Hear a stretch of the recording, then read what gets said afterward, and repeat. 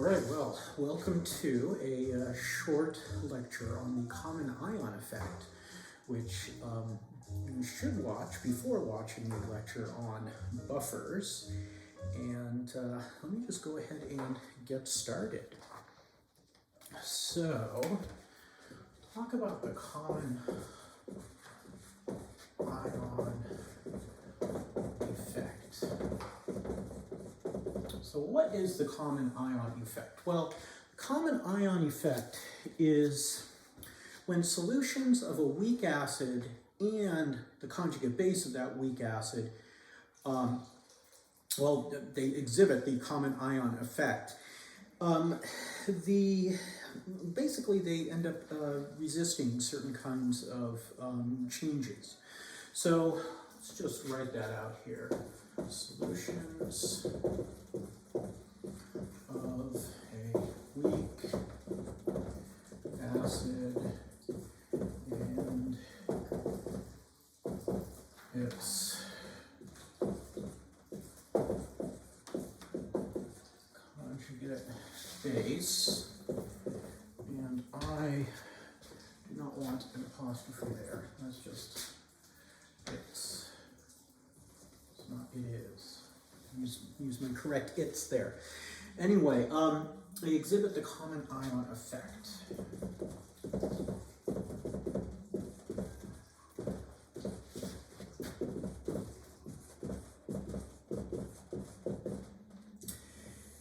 And essentially, it's kind of a moderating effect.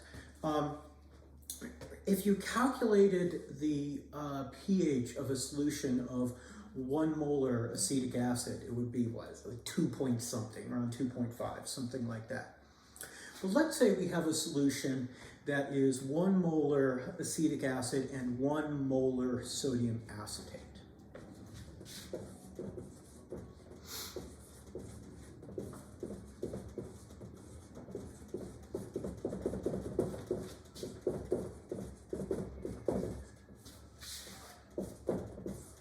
What do I have? Do I have two sig figs here? I do have 2 sig figs.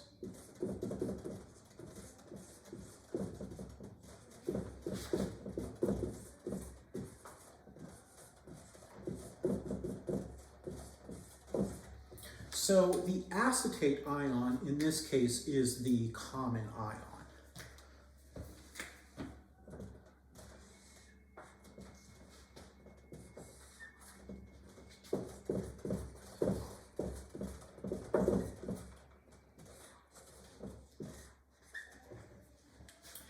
And because this ion is shared between the 2 species, the weak the weak acid and its conjugate base, this affects it affects the pH that we're going to see. So the first thing we have to do is think about what species are present. So we'll look at species present. Okay, so we know we have CH3COOH, we have CH3COO minus, we have Na plus, we have a little bit of H plus. Since we've got water present, we're going to have H2O and a little bit of OH minus. Now we can ignore H2O because of course it's a pure liquid. And then we're not going to have a lot of OH minus because it's an acidic solution. And then of course we can ignore Na plus because it doesn't participate in our reaction here. So these species will be major. And then our H plus would be minor. OH minus would be minor too, but it's even more minor. Na plus and H2O are major species, but again, they don't enter into the equilibrium that we're going to take a look at. So the question is, what is the pH of this solution?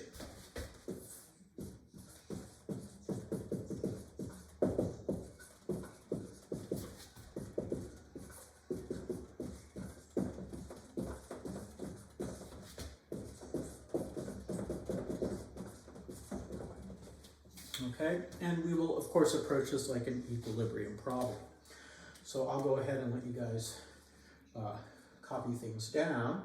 And we'll remember this: 1 molar acetic acid and 1 molar sodium acetate. All right, so let me erase and we'll actually do our calculation.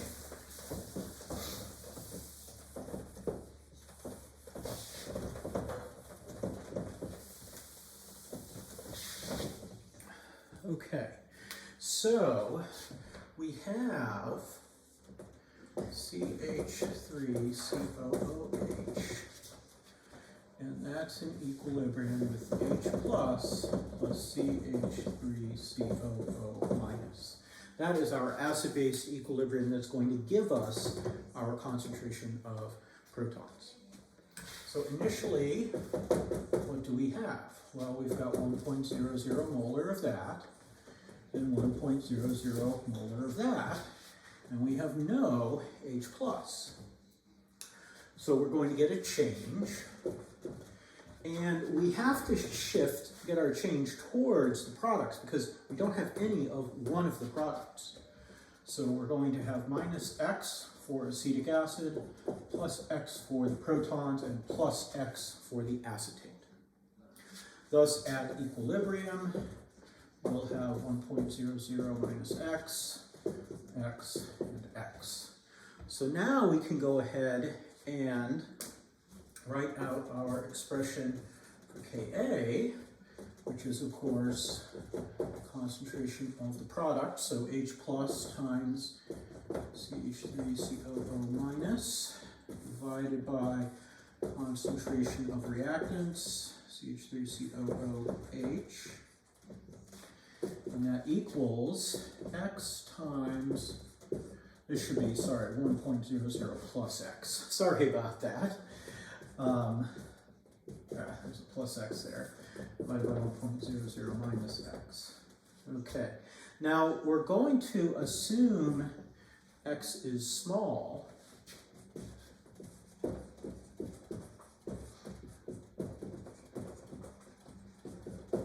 And if X is small, then wherever we're adding or subtracting it from a bigger number, a much bigger number, we can just ignore it. So we'll ignore it in the denominator, of course, but we'll also ignore it up here because adding our small x to 1 is not going to change things much. So now what we have is 1.00x over 1.00 equals Ka, and I can look up my Ka, and I see my Ka is 1.8 times 10 to the minus 5. So 10 to the minus 5, so my x equals 1.8 times 10 to the minus 5 molar. So that's my proton concentration. So now my pH is negative log of 1.8 times 10 to the minus 5, which equals 4.7, I think it's 4.74. There we go. So notice that that is higher than if we just had 1 molar of acetic acid. Our pH would be around 2 something. So this is the common ion effect in action here. You can see that there's this kind of moderating effect, if you will. Okay, so in the next lecture video, and I'll give you a short preview, we're going to look at buffers. So I'll just pause here if you want to catch up with this math here. But essentially it's an equilibrium problem like we've done before, only we have a bunch of this to start with. So we end up not getting as much H+, not as much of our weak acid dissociates because we already have a bunch of the conjugate base. All right, let me erase and then just do a quick preview of buffers.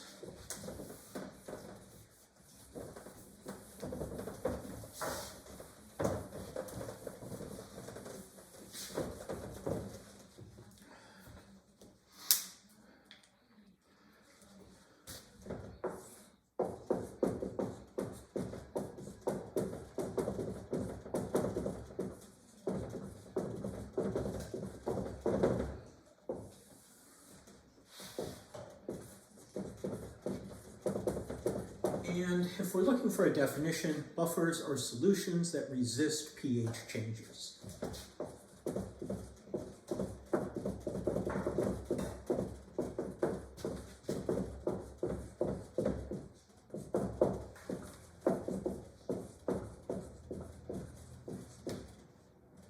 So if we have a buffer solution, we add a little bit of acid, the pH won't change very much. Or if we add a little bit of base, the pH won't change very much. Buffers are made up of a weak acid and its conjugate base, or a weak base and its conjugate acid.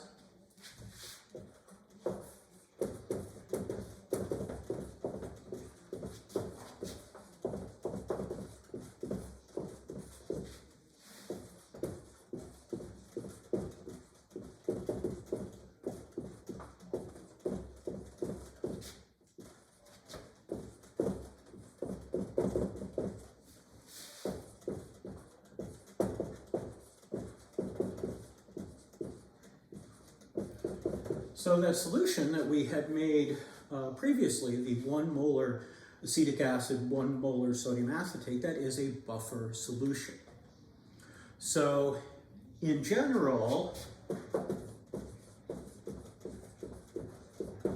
we have HA and A minus, weak acid and its conjugate salt. Or we have B, our base, and BH plus its conjugate acid. So essentially what we have going on is the following. We have our equilibrium, HA, and that's the equilibrium of H plus plus A minus. So we have lots of this, and lots of that, our conjugate species. But just a little bit of our acid. So if we add a little bit more, it's not going to affect the relative amounts of our lots of HA and lots of A minus. It's not going to affect it that much. So adding H plus or OH minus doesn't change my ratio of HA to H minus, or ratio of A minus to HA. And I'll talk more about that in the next lecture. All right, so that was the common ion effect and a short intro to buffers. So yeah, hopefully that helps you guys out. And until next time, I'll see you at the gray house with the white tree. Stay safe.